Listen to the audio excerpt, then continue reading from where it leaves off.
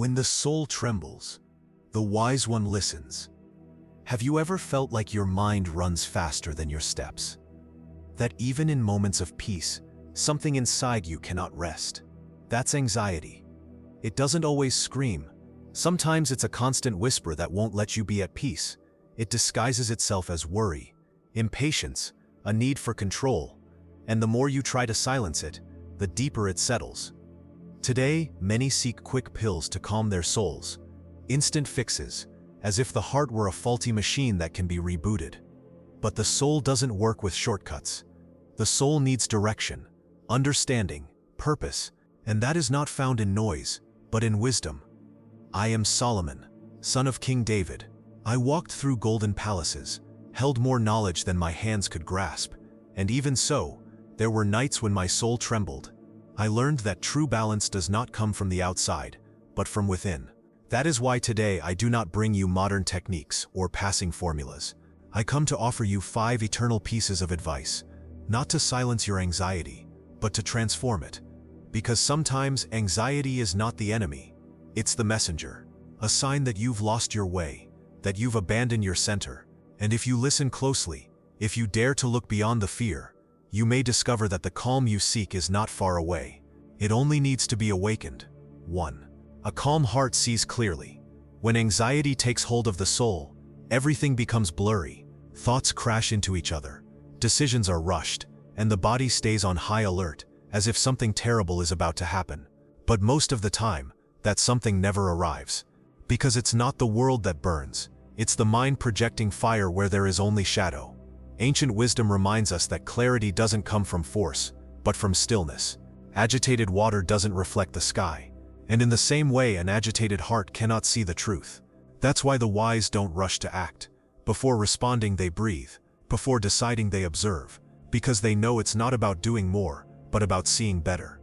We live in times where motion is confused with progress, haste with productivity, anxiety with commitment. But you don't need to chase after everything. You don't have to solve it all today. Sometimes the wisest thing you can do is pause.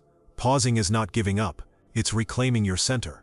It's allowing yourself to look with clearer eyes, with a more peaceful soul. When the heart quiets down, the mind falls into place, and what once seemed like a maze becomes a path. There is an ancient proverb that whispers in the ear of the anxious, "Better a serene gaze than 1,000 disordered thoughts." Because it's not the number of thoughts that heals, but the quality of your perception. When your heart is at peace, everything around you begins to align, not because the world changes, but because you've learned to see it with wisdom. 2. Do not rely solely on your own understanding. One of the most common mistakes when we feel anxious is trying to solve everything with the mind, as if thinking more were the solution, as if analyzing every detail would give us control. But the truth is, there are things reason cannot grasp, paths invisible to logic, storms that cannot be calmed by intellect alone. When the soul is restless, trying to understand everything only adds more noise. And that is when you need something deeper than thought. You need trust. Not blind or naive trust, but a trust born from the humble recognition of your limits. Because the wise don't rely solely on their own understanding. They know their vision is partial, that their judgments may be clouded by fear or desire. I've seen many wise men get lost trying to control everything, and I've seen simple people find peace by learning to let go. There is an invisible force guiding those who walk with open hearts and awakened souls, and often relief does not come from understanding everything, but from accepting that you don't have to understand everything in order to move forward. An ancient proverb teaches us, "The wise do not trust solely in their own judgment, but seek higher guidance." That guidance may come as silence, as intuition, as sudden calm in the midst of chaos. If your mind is tired from trying to solve it all, perhaps it's time to trust a little more, and release the control you never truly had. In the end, it's not understanding that calms anxiety, it's surrender. Surrender not out of weakness, but wisdom. It's saying, I don't understand everything, but I trust the path. And from there, the soul begins to rest. 3. Organize your surroundings, calm your mind. Anxiety doesn't only live in the mind, it also shows up around you. In the disorder of your home, the piled up tasks, the objects you keep just in case, that no longer mean anything. Your environment speaks, and often, what you see outside is a reflection of what you're ignoring within. I've met people who seek peace in books, in prayers, in retreats, yet live surrounded by chaos. Their desks are cluttered with useless papers, their rooms turned into storage for memories, their time filled with obligations that do not nourish the soul. How can the spirit rest amidst visual noise and emotional disorder? An ancient proverb teaches, where there is disorder, the soul finds no rest. And it's not about having a perfect life, it's about creating a space where your soul can breathe. Organizing isn't just about moving things around, it's deciding what deserves to stay in your life. Which relationships, habits, thoughts. Anxiety often comes from the feeling of being trapped in a whirlwind. But you can choose, you can make space, you can release what no longer feeds your present. And in that silent act of external order, something within you begins to settle. Make your surroundings a place of calm. Light up your home, clean your corners, pay attention to the details. Because when your external world is in order, your inner world begins to mirror that harmony. The soul needs space, and that space, you can create it. Never underestimate the power of a clean room, a clear schedule, a slow morning.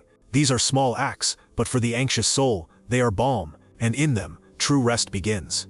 4. Speak less, breathe more. When anxiety strikes, the natural impulse is to speak, and speak a lot, to tell everyone, to explain it over and over, to analyze it aloud, as if putting words to chaos would make it disappear. But often the more we talk, the more we feed it. Not every word soothes, some only entangle. In my time I observed how the wise spoke little, but every word was like a key that opened a door. They didn't need to shout or explain everything, because they had learned something essential. Silence also heals. Breathing before speaking can save relationships, holding back a word can prevent a wound, and choosing silence might be the medicine your anxious soul needs. There are moments when anxiety doesn't ask for more noise, but for more pause. The body is tense, the mind races, the heart pounds. Instead of chasing relief, stop, close your eyes, inhale deeply, feel. Don't run to explain, run to breathe. An ancient proverb says, "He who controls his tongue controls his anxiety," because the one who knows how to be silent also knows how to listen. And often what your soul needs isn't more information, but more presence. To be here, to return to the body, to feel the breath flowing in and out, to remember that you are alive, and that in this moment, you lack nothing. Speaking less doesn't mean isolating yourself. It means respecting the power of your words, and learning not to react out of fear. Breathing more is not just a technique, it's a way to return to yourself. So the next time anxiety pushes you toward noise, respond with silence. Breathe, listen, and you'll see the world doesn't collapse when you go quiet. On the contrary, that's when everything begins to align. 5. Focus on the present, not tomorrow. Anxiety moves in one direction, the future. It feeds on what hasn't happened yet, on what could go wrong, on the scenarios your mind creates when your soul disconnects from the now. And the more you live in that imagined tomorrow, the further you drift from real peace.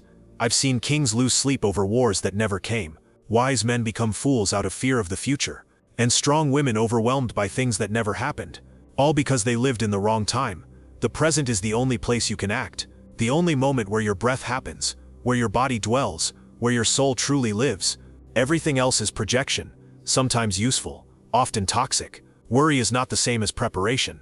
Preparation is born from action, worry is born from fear. An ancient proverb reminds us, the burden of tomorrow breaks the back, and how many walk through life carrying days that don't yet exist. They wake up tense, run before thinking, plan so much they forget to live, and then they wonder why peace is missing. Returning to the present isn't ignoring the future, it's understanding that everything you'll build begins here, in how you look, in how you speak, in how you choose to respond to this moment. Anxiety dissolves when your attention returns, when you walk and feel the ground, when you eat and taste, when you breathe and notice. That is being alive, and that is what your soul is crying out for. So today, release the weight of the uncertain tomorrow, and embrace the gift of the here and now. Because if you can truly be present, you've already defeated anxiety on its own turf. Conclusion: don't just calm the fear, transform the root. Many look for quick ways to calm anxiety. Pills, distractions, techniques, but those are only relief, not transformation. And you were not made to live numbed. You were made to live awake, present, light in burden and strong in soul. What I've shared with you today are not modern tips, they are eternal principles. Lessons I learned not only through words, but through tears, silence and experience. Because I too was invaded by dark thoughts. I too felt the pressure to be perfect, to have all the answers, to never show weakness. And I learned slowly that anxiety is not overcome by fighting it, but by listening. Every time your soul trembles, don't silence it. Listen, see where you've lost your center, what you've neglected, what demands you're placing on yourself that no human mind can bear. Sometimes anxiety is just your body crying out that you can no longer live disconnected from yourself. Remember, who guards their heart, guards their whole life. Be mindful of what you let into your mind. Put your outer world in order, breathe with intention, and above all, release what is not yours to carry, because nothing is worth more than your peace. If these words stirred something in you, don't leave in silence. This channel exists, so you don't have to walk alone. Here every week we continue to listen to the ancient voices that still guide us. Subscribe, share in the comments how you experience anxiety, and which piece of advice stayed with you today. Not to fill this space with noise, but to fill it with humanity. I am Solomon, and though my voice comes from the past, my words live on in anyone who chooses to walk with wisdom.